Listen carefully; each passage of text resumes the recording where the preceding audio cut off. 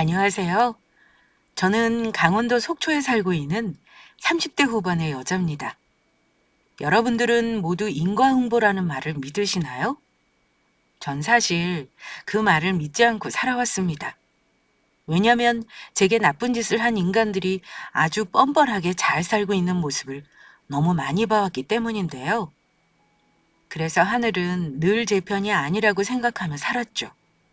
하지만 최근에 저는 이 사자성어의 뜻을 제대로 체감했습니다. 어떻게 그렇게 된 건지 궁금하시죠? 그럼 지금부터 저의 사연을 털어놓고자 합니다. 저는 30대 초반에 친구의 소개로 만난 남자와 결혼을 했습니다.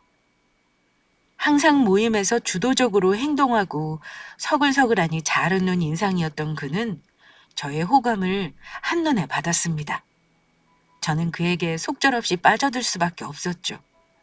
하지만 제가 좋아하는 남자가 저를 좋아할 확률이 0%에 가까웠던 저로서는 사실 반쯤 포기 상태였습니다. 그런데 이게 웬걸? 이 남자도 저게 관심이 있다고 시그널을 보내오는 게 아니겠어요? 그쯤 되니 저는 이 남자와 저의 인연이 운명이라고까지 믿게 되었습니다.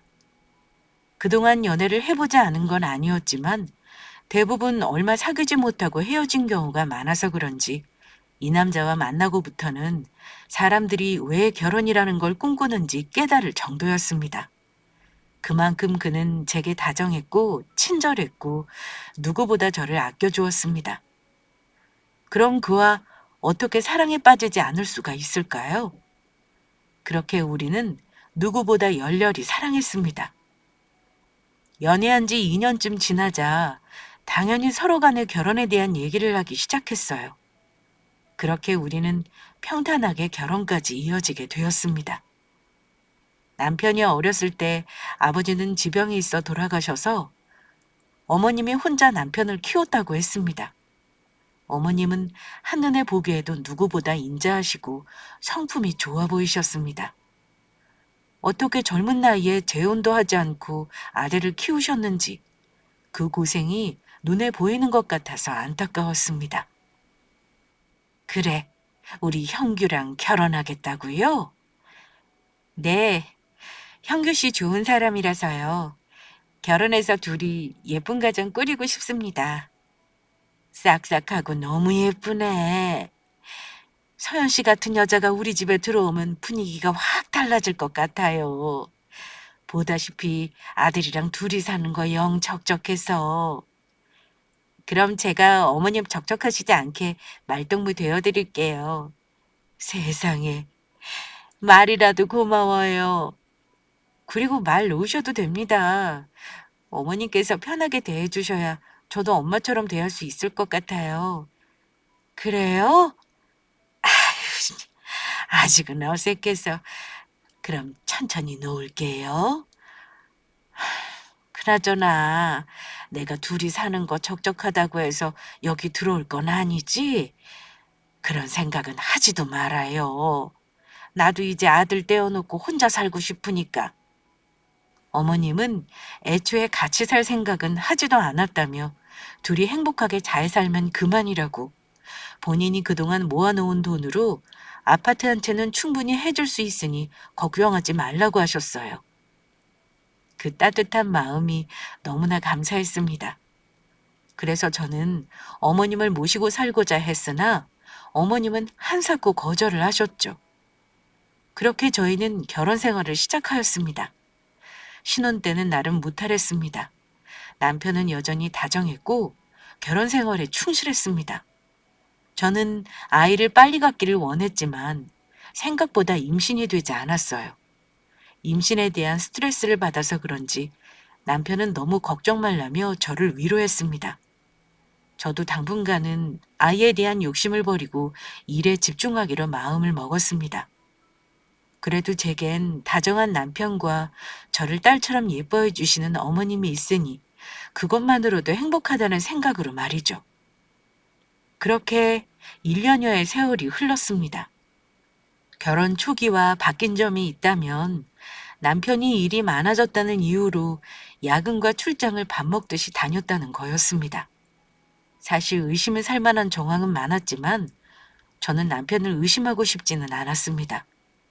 이제 결혼한 지 1년밖에 되지 않았는데 설마 다른 짓을 하고 다닐까 하는 생각도 했고 워낙 바빠 보이기도 해서 가정에 보탬이 되려고 애쓰는구나 하고 외려 안쓰럽게 여겼죠. 하지만 저의 믿음은 얼마 지나지 않아 와장창 깨지고 말았습니다. 제 두 눈으로 남편이 다른 여자와 함께한 모습을 발견하고 만 거죠. 제가 아무 의심을 하지 않는다고 생각했는지 집 앞에서 대놓고 애정 행세를 벌이는 모습에 참지 못하고 그대로 달려나가 소리를 꽥 질렀습니다. 그날 밤은 제게 여전히 지옥의 날로 기억되고 있습니다. 하지만 남편은 제게 용서를 빌기는커녕 자신을 이해해달라고 했죠. 바람을 피운 이유도 전부 저 때문이라고 했습니다. 원래 바람핀 남자들이 오히려 적반하장으로 나온다고 하더니 남편도 똑같았습니다. 저는 신뢰를 깨진 사이로 부부관계를 지속할 수 없다고 생각했습니다. 그래서 이혼하자고 하니 남편은 오히려 바라던 바라고 하더라고요. 불과 얼마 전까지만 해도 저한테 사랑을 속삭이던 입으로 어떻게 저렇게 파렴치한 같은 말을 일삼을 수가 있는지 진짜 치가 떨리더군요. 그에게 남은 정이라곤 이제 미움밖에 없는 상황에서 저는 어머님께 이 모든 사실을 밝히고 그와 이혼하기로 했음을 밝혔습니다. 그러니까 형규가 너 말고 다른 여자가 생겼다는 거니? 네. 믿고 싶지 않았는데 제 두 눈으로 똑똑히 봤습니다. 그리고 형규 씨도 인정했고요. 이럴 수가. 내가 자식을 잘못 키웠다. 요즘 이혼이 뭐 흠이야? 엄마가 뭐 잘못했다고 고개를 숙여. 걔 괜찮은 애야. 엄마한테도 잘할 거고. 사실 서연이랑 잘 안 맞았는데 빨리 그 사실을 깨달아서 다행이지. 얘랑 더 살았다가 내가 정신이 이상해지기라도 하면 어쩔 거야? 아이고, 이 미친놈아. 둘리님이라고 짓거리냐? 어서 싹싹 빌지 못해? 내가 왜 빌어야 하는데? 놔두세요, 어머님. 제가 이런 인간인지 모르고 결혼한 게 잘못이죠. 그리고 이 사람 말대로 어머님은 잘못 없으세요. 아들이 이렇게 막 나갈 줄 모르셨을 테니까요. 아이고, 아가. 내가 미안하다. 내가 너 볼 면목이 없어. 이 자식아, 얼른 잘못됐다고 하지 못해? 아니에요, 어머님. 둘이 무슨 심파 찍어? 누가 보면 진짜 엄마랑 딸인 줄 알겠네. 넌 그 입 다물지 못해? 이 썩을 놈의 인간과 헤어지는 것에 일말의 망설임도 없었지만 다신 어머님을 만나뵙지 못할 거라는 건 좀 슬펐습니다. 그만큼 어머님은 제게 딸 이상으로 잘해주셨고 저도 어머님을 엄마처럼 대했었거든요. 하필 이런 인간이 이렇게 인자하시고 좋으신 부모님 밑에서 나쁘게 자라 제게 상처를 입히다니. 생각을 하면 할수록 그가 더 용서가 되지 않았습니다. 그렇게 저희는 이혼을 하였습니다. 어머님은 마지막까지도 본인이 가진 것이 없어 제게 줄 게 없다고 미안해 하셨습니다. 남편과는 재산 분할을 했고 위자료도 받았으니 어머님께 받을 이유는 없었지만 어머님은 본인이 아들을 잘못 키웠다며 제게 많이도 미안해 하셨습니다. 그런 말씀에 눈물이 났지만 마음을 독하게 먹고자 억지로 참았습니다. 그렇게 이혼 후 저는 저의 삶을 되찾으려 많은 노력을 했습니다. 직장도 옮기고 일도 열심히 하면서 소소한 행복을 누리고자 했고 그 결과 결혼 전처럼 다시 돌아갈 수 있었습니다. 제게 남자는 없다라는 모토를 가지고 연애와는 멀어지기로 마음먹었기 때문에 가끔 남자 소개시켜준다는 말에도 단호하게 거절할 수 있었어요. 전 남편과의 결혼이 제게 너무 많은 상처를 안겨주었기 때문에 더 그랬던 것 같아요. 그렇게 몇 년이 흘렀습니다. 퇴근 후에 친구들이랑 같이 술자리를 갖고 있는데 휴대폰 화면에 뜨지 말아야 할 전화번호가 뜨는 겁니다. 바로 전 남편이었죠. 분명 연락처를 지웠는데 사람의 기억상 잊혀지지 않는 그 번호였거든요. 저는 바로 그 전화를 무시했죠. 그리고 집으로 돌아왔는데 또 전화가 울리는 겁니다. 차단을 할까 말까 고민하다가 일단 전화를 받았어요. 무슨 일이야? 내가 괜히 전화했겠어? 그 싸가지 없는 말버릇은 여전하구나. 볼 일 없으면 끊어. 난 당신 목소리만 들어도 아직도 소름 끼치니까. 끊지 말고 들어봐. 엄마 얘기야. 어머님? 어머님이 왜? 엄마가 많이 아파. 말기암 판정을 받으셨는데 오래 살지 못하신대. 집에서 요양 중이신데 통증이 올 때마다 너를 찾아. 그래서 그게 뭐? 어머님이 아프시면 네가 챙겨야지. 나도 알아. 근데 엄마가 계속 네 이름만 부르는 걸 어떡해. 내가 아무리 불효자라고 하지만 엄마 가는 길 마지막 소원은 들어주고 싶어서 염치 무릅쓰고 전화했어. 그래서 나보고 어떡하라고. 가서 어머님 병수발 들으라는 거야? 나 지금 하는 일 있어.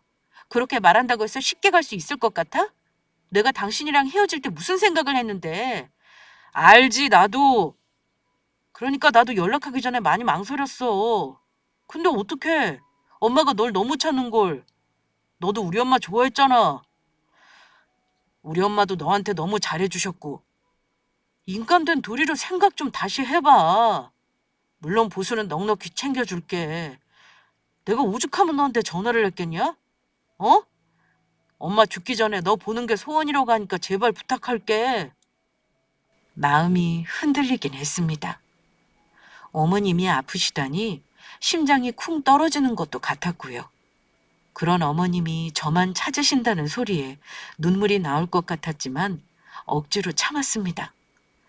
전화를 끊고 난 후 며칠 동안 저는 많은 고민을 했습니다. 하지만 어머님을 외면할 수는 없었어요. 결국 저는 전 남편에게 연락을 해 최대한 어머님을 보살펴드리겠다고 약조를 하게 되었습니다. 어머님이 제게 베풀어 주셨던 사랑을 조금이나마 갚아드리고 싶었거든요. 그리고 몇 가지 조건을 내걸었습니다. 첫째로 제가 어머님 집에 있는 동안은 절대로 전 남편과 상간녀가 들어오지 말라는 거였습니다. 절대로 마주치고 싶지도 않은 면상들이었으니까요. 둘째로는 제가 어머님을 보살펴드리는 것에 왈가왈부하지 말라는 거였습니다. 나름대로 열심히 하겠지만 전 남편 마음에 안 든다고 뭐라 잔소리라도 하는 날엔 진짜 간병이고 뭐고 뚜껑이 열릴 것 같아서요. 전 남편은 이 조건을 받아들였습니다.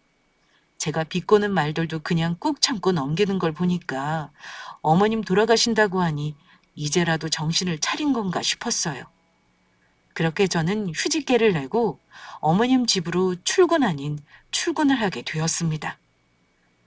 첫날은 긴장을 많이 했습니다. 어머님이 어떤 모습으로 계실지 걱정을 많이 했고 그 모습을 제가 감당할 수 있을지 몰랐기 때문입니다.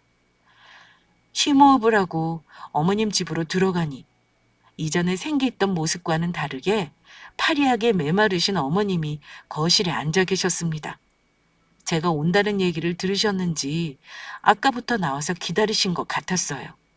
그 두 눈에 눈물이 고이는 걸 본 저는 어머님을 와락 안았습니다. 어머님! 아이고, 이제 됐어. 왜 아프세요, 속상하게.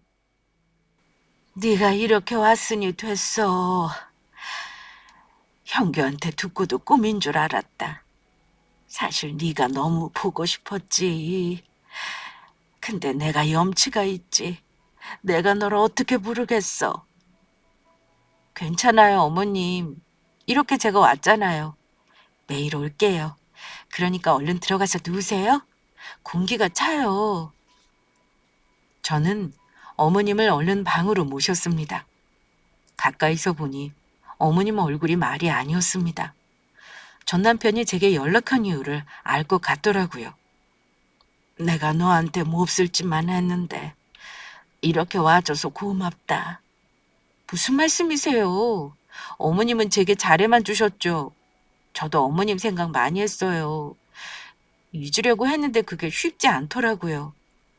그래도 바람 피운 남편, 시어머니 다시 만나러 온다는 게 말이나 되는 소리니? 내가 널 찾긴 했지만 사실 진짜 올 거라곤 기대도 못했어. 그래도 이렇게 왔잖아요. 그러니까 고맙지. 진짜 고맙다. 걱정 마세요, 어머님. 오늘부터 매일 와서 저녁까지 같이 있어 드릴게요. 어머님 좋아하시는 퀼트도 같이 하고 트로트 방송도 같이 보고 수다도 떨어요. 알았죠? 말만이라도 참 고맙구나. 벌써 씻은 듯이 나은 것 같아. 그럼 다행이죠. 얼른 툭툭 털고 일어나세요. 원래 우리 어머님 누구보다 건강체질이셨잖아요. 그렇게 어머님이 좋아하시는 음식을 해서 먹여드리고 옆에서 말벗이 되어드리기 시작했습니다. 출근, 퇴근을 하는 직장인처럼 어머님 집에 다니면서 어머님을 간병한 지 몇 달이 지났습니다.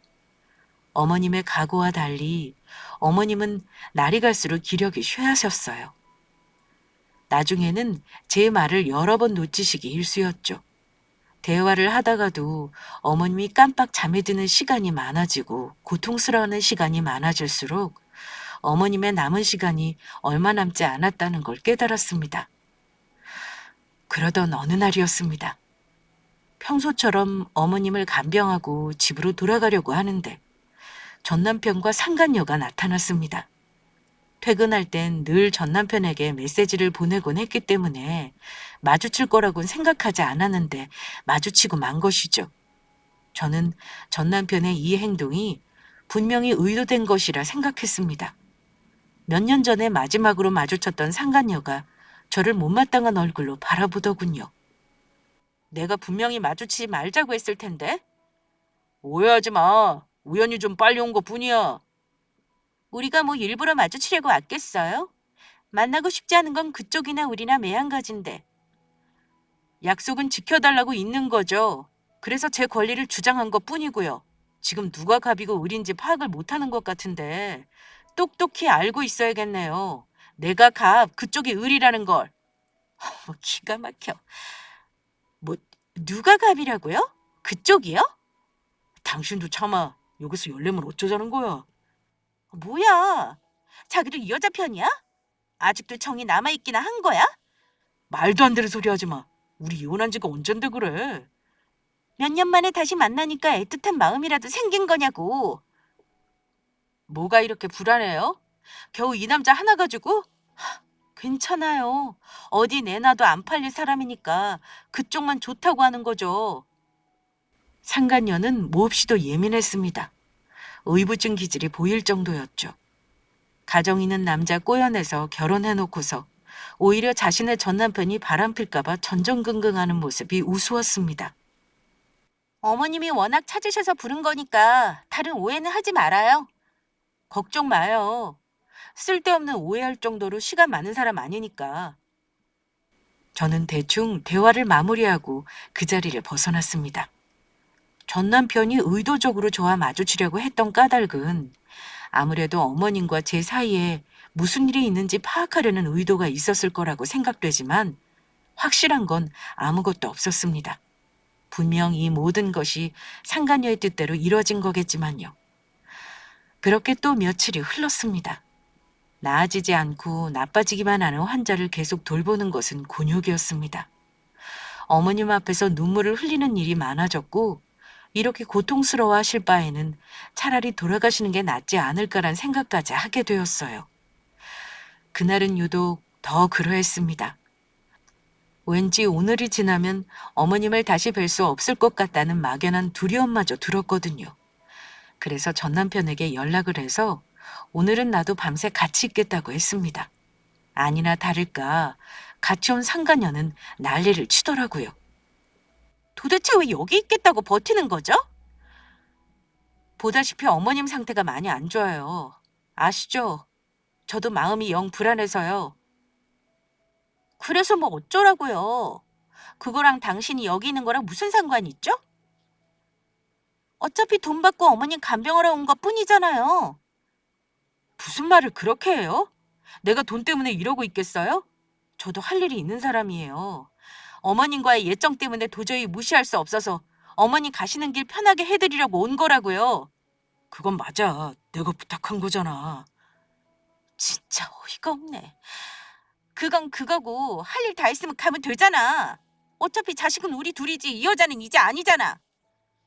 이렇게 돌아가시면 평생 후회할 것 같아서 여기 있겠다고 한 겁니다. 다른 뜻은 없어요. 둘이서 나 자는 동안에 무슨 짓을 벌일 줄 알고 내가 여기를 당신을 둬요? 아직도 저 사람이랑 나 사이를 의심하는 거예요? 내가 그랬잖아요. 한 트럭을 갖다 줘도 싫다고. 그건 당신 생각이지. 우리 전 남편이 워낙 정의약한 사람이니까 또 모를 일이죠? 아프시면 어머님 두고 이런 얘기하는 거 창피하지도 않아요? 그리고 당신 전 남편 아랫도리 간섭 못하는 건 당신 책임이지. 그걸 누구한테 책임 전가하죠? 이런 얘기 이제 그만하죠. 나 뜨겁고 창피하니까. 할 말 없으니까 그만하자는 거 좀 봐. 어딜 가요? 저는 상간녀를 무시하고 어머님 옆을 지켰습니다. 이제 어머님은 한두 마디 하시는 것도 힘겨워하셨어요. 힘없이 제 손을 부여잡고는 느리게 눈을 떴다 감았다만 반복하셨죠. 저는 그런 어머님을 말없이 보았습니다. 그렇게 깜빡 어머님 침대에 기대 잠이 들었는데 꿈속에 어머님이 흰 한복을 입고 나타나셨습니다.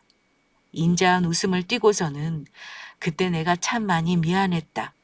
이제 내가 은혜를 갚으마란 알 수 없는 얘기를 하셨어요. 저는 퍼뜩 놀라 꿈에서 깼습니다. 그리고 어머님을 관찰했어요. 어머님의 상태가 많이 좋지 않았어요. 산소 호흡기를 다시 한번 체크하고 심전도를 확인하니 혈압이 너를 뛰고 있었습니다. 저는 급히 전 남편을 불렀습니다. 악을 지르듯이 그를 부르고 잠에서 깬 전 남편이 달려오자마자 삐 기계가 일자로 변하면서 어머님은 숨을 거두셨습니다. 저는 눈물을 터뜨렸고 전 남편도 어머님의 몸을 붙들고 오열했습니다. 그렇게 어머님은 제가 간병하고 5개월 만에 돌아가셨습니다. 잠이 들지 않았다면 어머님 가시는 길을 지켜드릴 수 있었을 텐데 하는 아쉬움에 저는 그날 이후 불면증에 시달렸습니다. 이혼하고 몇 년은 어머님 생각을 안 할 정도로 잊고 지냈는데 아프신 어머님 병간호 하는 동안에 말할 수 없는 정이 쌓인 탓인지 너무나도 괴로웠습니다. 오래 아프시고 돌아가신 어머님의 마지막이 너무도 서글펐어요. 하지만 이제 저도 제 생활로 돌아가야 했습니다. 어머님 집에 남은 제 물건들을 정리하고 집으로 돌아가는 길, 상간녀는 파리한 제 얼굴을 보며 속 시원하던 얼굴을 했습니다. 저보다 오래 어머님과 지냈을 텐데 어떻게 저렇게 슬픈 기색이 하나도 없는지 신기할 따름이었습니다. 전 남편 말로는 바람 피워 데려온 며느리라 괄시를 하셨다고 하더라고요. 아무튼 그렇게 집으로 돌아온 저는 밤마다 악몽에 시달렸고 한참 동안은 지친 심신을 달래느라 바빴습니다. 그렇게 며칠이 흘렀을까요? 모르는 번호로 연락이 왔습니다. 누군가 받아보니 변호사라고 하더군요. 웬 변호사일까 물었더니 어머님 유산 때문에 연락을 했다고 했습니다. 우유문투성이었죠. 일단 변호사를 만났습니다. 변호사가 해준 말들은 충격적이었습니다. 어머님께서 윤서연 씨에게 유산 상속을 하셨습니다. 네? 제게요? 아니 대체 왜? 윤서연 씨가 이혼하실 때 해주신 게 하나도 없어 그게 늘 마음에 걸리셨던 모양입니다. 그래서 체력이 남아 계실 때 미리 유산 상속을 해두시겠다고 하셨습니다. 도대체 이게 어떻게 된 일인지 모르겠네요. 어머님이 갖고 계신 땅이 하나 있는데 일찍부터 며느리인 윤서연 씨에게 상속하라고 하셨습니다. 저는 어머님이 의뢰하신 대로 일러드린 것뿐이니 의심하실 건 없습니다. 땅이요? 그런 얘기는 듣지도 못했는데요? 아들에게도 얘기 안 하신 모양이더라고요. 아무튼 정상적인 절차 밟아 상속될 예정입니다. 여기 관련 서류입니다. 저는 변호사가 주는 서류를 살폈습니다. 변호사의 말은 사실이었습니다. 경기도에 땅을 갖고 계셨더라고요.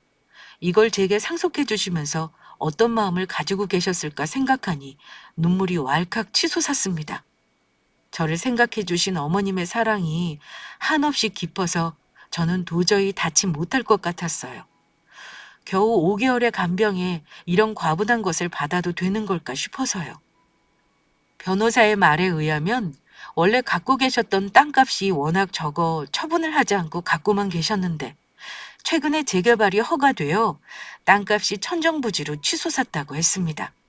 그래서 어머님 돌아가시던 날 밤 꿈에 나타나 이제야 은혜를 갚는다고 하셨나 봅니다. 제가 어떻게 이걸 그냥 받을 수 있을까요? 어머님의 노력과 마음이 깃든 소중한 땅을요. 참으로 고맙고도 미안한 심정이었습니다. 저는 그렇게 어머님의 유산을 상속받았습니다. 그렇게 며칠 지나지 않았을 무렵이었습니다. 전 남편에게 연락이 왔습니다. 저는 전 남편의 연락을 받을 이유가 없다고 생각했기 때문에 전화를 받지 않았는데 시간이 지나고 보니 그가 왜 전화를 했는지 알 것 같더라고요.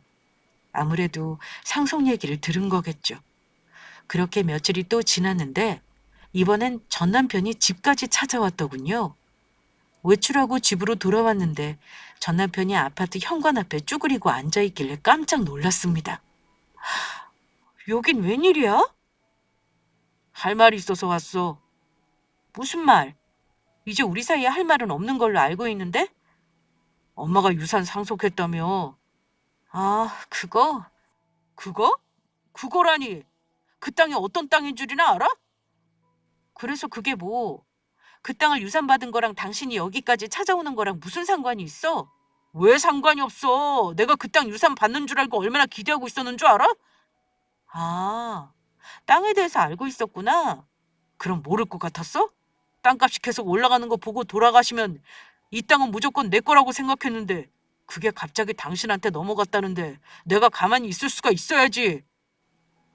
뭐야, 알고 보니까 나한테 그렇게 호의적으로 나왔던 게 다 유산 때문이었어? 병든 어머님 가신 길 힘들지 않게 해드리고 싶어서 연락한 줄 알았더니 돌아가시기 전에 제대로 상속받고 싶어서 전부 다 쇼한 거였냐고. 너 진짜 나쁜 놈이구나. 너도 알다시피 나 가진 거 없잖아. 너랑 이혼하면서 재산 분할에 위자료까지 주고 내가 지금 사는 게 말이 아니야. 게다가 엄마 병원비에 간병비에서 들어간 돈도 장난 아니라고. 솔직히 그 땅 하나 때문에 참고 살았는데 그 땅이 왜 너한테 간 거냐고. 그건 나야 모르지. 일평생 같이 살았던 아들보다는 잠깐이라도 본인한테 진심이었던 내가 어머님은 더 마음에 쓰였나 보지. 그 땅 돌려줘. 무슨 개소리야? 네가 그 땅을 받을 이유가 없잖아. 겨우 5개월이야, 5개월. 5개월 간병했다고 10억짜리 땅을 갖는다는 게 말이 돼? 5개월을 간병했든 5년을 간병했든 그 진심은 어머니만 아시는 거야. 어머님이 정신 똑바르실 때 변호사 선임하셔서 상속 진행하신 거라고. 그거에 대해서 당신이 달라말라 할 순 없지. 전 남편은 울기 직전인 얼굴로 제게 호소하더군요. 하지만 그런 꼴을 보자 더더욱 그에게 한 푼도 줄 수 없겠다는 생각이 들었습니다. 자신의 부모를 돈으로만 본 행태는 벌을 받아야 함이 마땅했으니까요. 어머님이 저를 찾으셔서 연락을 한다고 했을 때부터 사실 이상하긴 했습니다. 그가 갑자기 철이 들 거라고 생각이 들지 않았으니까요. 그런데 알고 보니 이 남자는 그때부터 유산을 노리고 어머님께 잘 보일 생각이었던 거죠. 혹시 유산을 다른 곳으로 빼돌릴까 겁이 났던 겁니다. 오죽하면 부모를 믿지 못할까요? 열심히 일해서 돈 벌 생각이나 해. 원래부터 어머님 재산을 생각하고 살아온 사람 아니잖아. 어차피 이전에는 그 땅값 값어치도 안 나갔다면서. 직장 생활 열심히 하고 지금 부인이랑 열심히 살아. 그럼 또 알아? 하늘에 계신 어머님이 당신 정신 차렸다 싶어서 선물 안겨주실지? 무슨 말 같지도 않은 소리라고 그래. 나 그 땅 없으면 안 돼. 진짜 안 된다고. 그러니까 왜 그렇게 땅에 집착하는 건데? 너도 알다시피 내 마누라 의부증 심해. 얼마 전에 없는 돈 다 끌어쓰고 빚까지 내서 흥신소에 나 바람피는지 의뢰했더라고. 너도 알다시피 그런 인간들 한 번 들어간 돈 절대 안 뱉어. 고소하다 진짜. 뭐? 그렇잖아. 결혼한 지 1년 만에 바람나서 조강지 쳐버리고 떠난 주제. 잘 살기라도 하지. 어쩌다 그런 여자를 물어서 이 고생을 하니? 그러니까 나 좀 살려주라. 어? 내가 왜? 나는 정당히 받아야 할 유산을 상속받았을 뿐인데 내가 당신한테 유산을 줘야 할 이유가 있어? 내, 내가 아들이잖아. 너는 그냥 며느리, 그것도 예전 며느리일 뿐이고. 쓸데없이 우기지 말고 그냥 가. 이렇게 구차하게 구는 꼴 보면 어머님이 하늘에서 피눈물 흘리시겠다. 그럼 나랑 다시 합치자. 어때? 지금 무슨 소리라는 거야? 너도 아직 혼자잖아. 나도 너랑 헤어지고 후회 많이 했어. 사람 숨통 조이게 일일이 간섭하고 조여오는데 살기가 힘들더라. 그리고 또 이혼하고 싶지 않아서 지금까지 참아왔던 거야. 근데 아까도 말했다시피 흥신소에 자꾸 의뢰서 내 일거수일투족을 다 조사하고 다니는데 내가 어떻게 살겠어? 넌 네가 대단한 남자인 줄 아나 봐? 저기요. 당신 이미 물 건너간 지 오래입니다. 당신 같은 남자요. 지나가다가 마주쳐서 어깨라도 스치면 그 어깨에 묻은 먼지까지 전부 털어내고 싶을 정도로 비호감이에요. 내 말 알아들었니? 내가 다 잘못했어. 내가 예전에 했던 말들이나 행동들 제발 용서해주라. 어? 그냥 나 여기서 밟아서 어디 하나 고장나게 해도 좋으니까 그 땅만 돌려줘. 제발 부탁이야. 너 진짜 돈에 미쳤구나. 안 그래도 지금 그 땅 없으면 길바닥에 나앉게 생겼다고. 그건 네 사정이지. 우리 엄마가 하늘에서 그 사실을 알면 얼마나 슬퍼하겠어. 너도 알잖아. 우리 엄마 정 많고 사람 좋은 거. 다른 사람도 아니고 하나밖에 없는 자식이 거지가 되어가지고 길바닥에 주저앉아 구걸하는 꼴을 보면 속이 좋진 않을 거 아니야. 그런 식으로 사람 흘리지 마. 사지 멀쩡한 네가 왜 거지가 돼? 공사판에서 노가다라도 뛰면 뛰었지. 그리고 내가 그런 말들에 속아 넘어갈 것 같았니? 이렇게 계속 버팅기고 서 있으면 나 경찰에 신고할 거야. 신고라니. 무슨 신고를 해? 내가 뭘 했다고. 그럼 문 앞에서 비켜. 그래야 내가 들어가든지 말든지 할 거 아니야. 확답 주기 전까지 못 비켜. 얼른 말해. 그 땅 돌려주겠다고. 어이없는 인간이네. 빨리 비켜. 그와 옥신각신 다투고 있을 무렵이었어요. 저쪽에서부터 상간녀가 쿵쾅거리며 뛰어오더군요. 머리가 아팠습니다. 일이 쉽게 해결되지 않을 거라는 느낌이 들었다고 해야 할까요? 아니나 다를까 상간녀는 제게 다가오자마자 손을 번쩍 들어 저를 후려치려고 하더군요. 예상한 일이었기 때문에 저도 순순히 맞고 있진 않았습니다. 그대로 상간녀의 팔목을 잡아챘죠. 이거 놔? 먼저 뺨 때리려고 한 게 누군데 이래? 네가 도둑질했잖아. 살아생전 슈퍼에서 사탕 하나 훔쳐본 적 없는 사람한테 뭐 도둑? 명예훼손 당해볼래? 왜 네가 어머님 재산을 가져? 우리가 감히 꿈도 꾸지도 못한 땅인데 그걸 왜 네가 가지냐고. 글쎄, 어머님이 왜 내게 재산을 넘겨주셨을까? 잘 한번 생각해봐. 자식들이 얼마나 못났으면 전 며느리한테 재산을 상속하셨는지에 대해서. 뭐? 너 말 다 했어? 때리면 안 돼. 때렸다가 일 커지면 어쩌려고 그래. 왜? 주먹 드는 폼이 보통이 아닌데 쳐보지 그래? 아, 합의금 물어줄 돈 없어서 때리지도 못하는구나. 이거 아쉽네. 짜증나. 이렇게 너까지 쫓아와서 뭘 어쩔 생각인지 모르겠는데 이래봤자 당신들한테 돌아갈 돈은 한 푼도 없을 거니까 그리 알고 이만 가졌으면 좋겠어. 왜 어머님 땅을 당신이 받아? 내가 5년 동안 얼마나 갖은 노력을 다했는지 당신이 알기나 해? 어머님도 진짜 너무하시지. 어떻게 자식인 우리한텐 한 푼도 안 주시고 전부 전 며느리 앞으로 돌려놓을 수가 있어? 그럼 애초에 바람을 피지 말았어야지. 뭐라고? 세상 어떤 부모가 자식이 그릇된 길로 가는데 옳다쿠나 하고 받아줄 수가 있겠어? 돌아가시기 전까지 어머님은 고심했던 거야. 자식한테 큰 돈을 주느니 아무것도 주지 않아 반성하게 만들고자 싶으셨던 거지. 그 깊은 뜻을 헤아리지 못하는 당신들이 참 안타깝네. 네가 뭘 안다고 그딴 식으로 말해? 그리고 그거 알아? 아까 당신 오기 전에 이 인간이 나한테 한 말이 있는데, 아, 그거 들으니까 왜 당신이 그렇게 전 남편이 바람날까 전전긍긍했는지 알겠더라고. 무슨 말? 무슨 말을 했는데? 내가 무슨 말을 했다고 그래? 잘못 들은 거겠지. 왜? 난 똑똑히 들었는데. 당신이 나랑 다시 합치자고 싶다는 말? 뭐? 정말이야? 아니야. 내가 미쳤어? 잘못 들은 거야. 아니, 얘가 이상하게 말하는 거라고. 일부러 우리 싸움 붙이려고 그러는 거라니까. 속지 마. 너무하네. 나한테 그랬잖아. 지금 부인 너무 의부증이 심해서 숨 막힌다고. 진작에 이혼하고 싶었는데 이혼 2번이면 좀 그렇지 않나 해서 억지로 참았다고. 나 진짜 사실만 말한 건데 너무하네? 야, 이 미친놈아. 그새를 못 참고 또 이런 짓을 벌여? 내가 너 때문에 어떤 짓까지 한 줄이나 알아? 아유, 왜 때려? 때리지 말고 말해.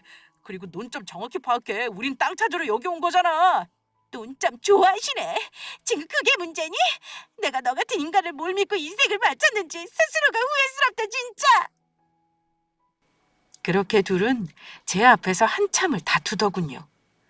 도무지 대화의 끝이 보이지 않을 것 같아 제가 가만히 사라져 드렸습니다. 한참 뒤에 집으로 돌아와 보니 둘은 사라져 있었고 현관문 앞에는 쪽지가 붙어 있더라고요.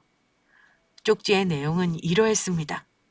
상속 재산의 소유권을 자식인 본인들이 갖는 건 당연하다. 그러니 제발 돌려달라.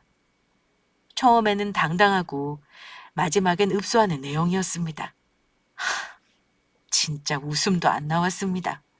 이미 끝난 상속 유산에 대해서 뭐가 이렇게 말들이 많을까요? 그 뒤로 그들은 제게 끊임없이 땅을 요구해왔지만 저는 철저히 무시했습니다. 진짜 괘씸해서라도 그들에게 절대 주고 싶지 않았거든요. 워낙 제가 완강하게 나오자 이런저런 법까지 다 찾아봤는지 결국엔 안 된다는 걸 알고는 바로 고개를 숙이더군요. 나중에는 찾아와 불쌍하게 굴기 시작했습니다. 이도 저도 먹히지 않으니까 이제 불쌍함을 내세운 거죠. 하지만 전 남편이 불쌍하게 구는 게 오히려 더 고소할 뿐인 제가 거기에 넘어갈 수 있겠어요? 제발 땅만 돌려주면 앞으로는 괴롭히지 않을게, 어? 부탁이야. 그러니까 괴롭히는 거랑 땅 돌려주는 게 무슨 상관이 있길래. 난 당신이 이렇게 나오면 나올수록 더더욱 이 땅을 지켜야겠다는 생각이 들어. 당신이 이 땅을 가져가서 어떻게 쓸 줄 알고? 왜 결혼하고서도 당신 주식으로 말아먹은 적 있잖아. 또 그렇게 허튼 짓 할 줄 누가 알겠어? 그, 그럼 이건 어때? 일단 땅 처분하고 반씩 나눠 가지자. 그럼 문제 없잖아. 진짜 어이가 없어서 말이 안 나오네. 왜 그것도 싫어? 아니면 5억이면 괜찮은 장사 아니야? 어머님의 죽음을 어떻게 장사로 비교할 수 있어? 네가 아들 맞니? 자식 맞아? 너 진짜 평생을 후회하면서 살아야 해. 나 그거 없으면 진짜 죽어. 제발 부탁이야. 당신이 죽든 말든 나와는 상관없어. 그러니까 꺼져. 제발. 오열하는 전 남편을 무시한 저는 그 뒤로 바로 전 남편을 스토커 혐의로 고소하였습니다. 그에겐 곧바로 접근 금지 명령이 떨어졌죠. 이 시간까지 정말 많은 것들을 인내하고 살아야 했어요. 그냥 무시하고 연락도 끊어버린 채 이사해버릴 수도 있는 거였지만 확실한 끝맺음이 하고 싶었습니다. 유산 상속 문제를 확실히 끝맺고 난 지금 저는 다른 곳으로 이사하여 잘 살고 있습니다. 어머님이 주신 땅은 아직 팔지 않았고요. 언제가 될지 모르겠지만 제가 힘이 들 때 잘 처분하여 요긴하게 쓰려고 합니다. 지금은 저도 일을 하고 있고 당장 목돈을 쓸 일이 없으니 잘 간직하려고 합니다. 부동산 사장님이 그러시는데 땅값이 내릴 일은 없을 거라고 하네요. 어머님이 살아생전 이 땅의 값어치를 고스란히 느끼셨으면 얼마나 좋았을까 싶더라고요. 이사를 하고 난 뒤에 전 남편에게서 연락이 또 한 번 왔지만 저는 무시했습니다. 그 사이 번호가 바뀌었더군요. 전화를 무시하자 장문의 메시지가 도착했습니다. 장문의 메시지에는 그동안 그가 어떻게 지내는지 적혀 있었어요. 결국 전 남편은 두 번째 이혼을 했다고 하더군요. 애초에 어머님 간병을 제게 맡겼지만 어머님과 제 사이에 무슨 다른 대화가 오갈까 염려한 나머지 저를 시찰하러 상간녀가 전 남편과 집에 일찍 들렀었다는 사실도 알아냈습니다. 아쉽게도 어머님과 저 사이에 모종의 거래가 오간 적은 없었지만요. 그리고 전 남편은 빚을 감당하지 못하여 결국 개인 파산 신청도 했다고 했습니다. 이제라도 그가 정신을 차리고 열심히 살았으면 하는 바람입니다. 지금 저는 홀가분하게 잘 살고 있습니다. 가끔 꿈에서 어머님을 만나면 늘 웃고 계셔서 그곳에 계신 어머님도 행복하겠거니 생각하려고 합니다. 여러분들도 인생에 소중한 분들이 계시죠? 그런 소중한 분들이 아프지 마시고 건강하시길 기원합니다. 어머님을 떠나보내고 나서 많은 후회를 했거든요. 같이 있을 때 더 잘해드릴 걸 하고 말입니다. 곁에 계신 분들이 오늘이 마지막인 것처럼 모두 최선을 다하셨으면 좋겠습니다. 그럼 사연 들어주셔서 감사합니다. 모두 행복하세요.